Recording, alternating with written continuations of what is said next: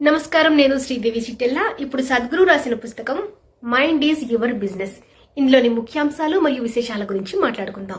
చాలా మందికి మనసులోని ఆలోచనలు ఎడతెరిపి లేకుండా రైలు బండిలోని బోగీలలాగా ఒకదాని వెంట ఒకటి కొనసాగుతూనే ఉంటాయి. వీటి వెనుక ఉండే కారణాలలో మన ఇష్టాలు, అలవాట్లు, నైతిక విలువలు, దృక్పథాలు, వైఖరులు వంటివి ఎన్నో ఉంటాయి. అప్రయత్నంగానే జరిగే ఈ ఆలోచన ప్రక్రియ మనం బాహ్య ప్రపంచంలో ఎలా వెలుగుతామో, మన సంతోషాలు, ఆనందాలు, భయాలు, దుఃఖాలు వీటన్నిటిని నిర్ణయిస్తుంది. ఈ ఆలోచనల మూలాన్ని, మనసుని అర్థం చేసుకుని ఆనందంగా ఉండడం కోసం సద్గురు మనకి ఈ పుస్తకంలోని అవగాహన కల్పిస్తున్నారు.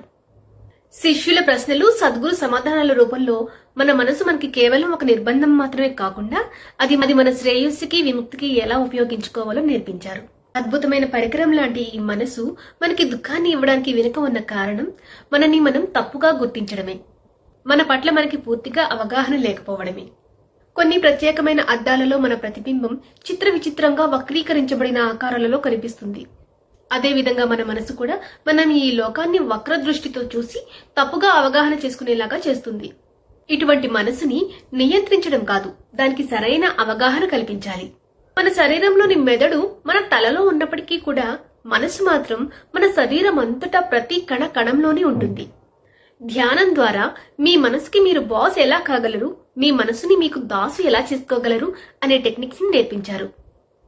మనము మన మనసుని జయించినట్లయితే మన కర్మలను కూడా జయించినట్లే అవుతుంది అంటూ మనసుని జయించేందుకు ఈశాక్రియను నేర్పించారు. మనుషులలోని దుఃఖాలన్నీ శరీరానికి లేదా మనసుకి చెందినవే కాబట్టి మనం మన శరీరం నుంచి మరియు మనసు నుంచి కొంత దూరం వ్యవహరించగలిగితే కనుక మన దుఃఖాలన్నీ పోయినట్లే.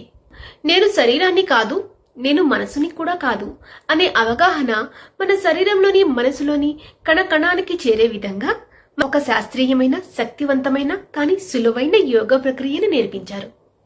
కేవలం శారీరక, మానసిక ఆరోగ్యం మాత్రమే కాకుండా ఆధ్యాత్మిక పురోగతిని, విశ్వ జ్ఞానాన్ని కలిగించే సమాచారం అంతా ఈ పుస్తకంలో ఉంది.